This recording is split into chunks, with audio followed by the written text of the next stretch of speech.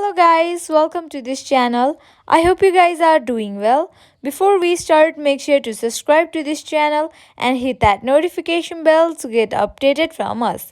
Today in this video, I'm gonna teach you to invite friends in your IMO account. Firstly, make sure that you are connected to your internet and you have already logged into your IMO account. This process is similar for Android and iOS device.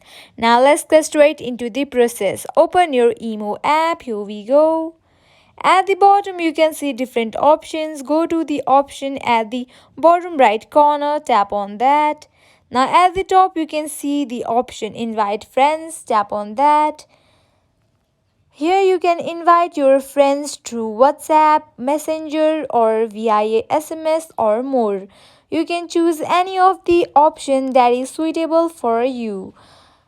And this way you can easily invite friends in your IMO account.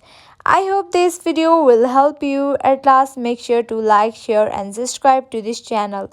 Also hit that bell icon so you get notified every time we post new videos. Thank you.